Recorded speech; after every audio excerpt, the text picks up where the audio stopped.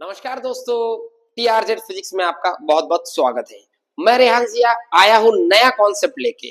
नया concept Newton साहब के रिलेटेड में। न्यूटन साहब को तो आप जानते होंगे ग्रेविटी के लिए, बट इस बार मैं ग्रेविटी पे बात नहीं करूंगा। मैं बात कर रहा हूँ न्यूटन कॉर्पुस्कुलर थ्योरी। ये थ्योरी कॉर्पुस्कुलर की है। अब आपके दिमाग में सवाल आया कि बाबा कॉर्पुस्कुलर क्या है। बेटा सन जो होता है ना, सन में से जो लाइट आती है, न्यूटन साहब का ऐसा कहना था, उस लाइट के अंदर छोटे छोटे टाइनी इलास्टिक पार्टिकल्स होते हैं।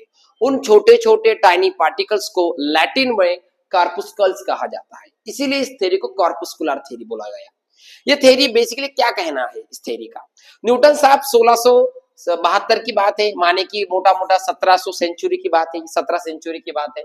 सर आइजैक न्यूटन ने बताया कि ये जो कॉर्पुस्कुलर है ये सीधी लाइन में ट्रैवल करते हैं, इन्हीं की वजह से हमें विजन मिलता है, हम देख पा रहे हैं।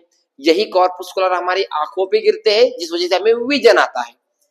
इसी के वजह से हम कलर देख पा रहे हैं, बस कलर जो अलग अलग होते हैं। जैसे कि अगर मैं बोलूं मैं ब्लू कलर देख रहा हूँ, रेड देख रहा हूँ, ऑरेंज देख रहा हूँ, ये क्यों? क्योंकि पार्टिकल का साइज बदला तो कलर बदलेगा। ये उन्होंने बात बताई। उसके बाद कुछ प्रॉपर्टीज, लाइट की कुछ प्रॉपर्टीज इन्होंने एक्सप्लेन करी, जैसे कि रिफ्लेक्शन हो गया, रिफ्रैक्शन हो गया। बट उसके साथ साथ समय के बाद जैसे कि यूजिन बोल के एक साइंटिस्ट आए, उन्होंने कुछ लाइट की प्रॉपर्टी बताई जो कि न्यूटन साहब की थ्योरी के हिसाब से नहीं प्रूफ हो रही थी। कौन सी प्रॉपर्टीज है?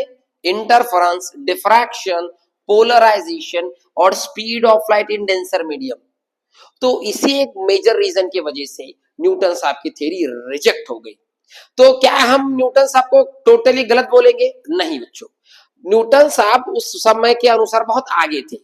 ये जो थ्योरी है 1600 की बात है, और यूजिन ने ये सारी बातें कब बता, इतनी सारी बातें बता देना भी बहुत बड़ी बात होती है। तो दैट्स व्हाई हम इस थ्योरी को रिस्पेक्ट करने ही वाले हैं। टोटली थ्योरी का क्या कहना है? Light has a particle nature. इस लाइट के पास पार्टिकल नेचर होता है, लाइट के अंदर पार्टिकल्स होते हैं।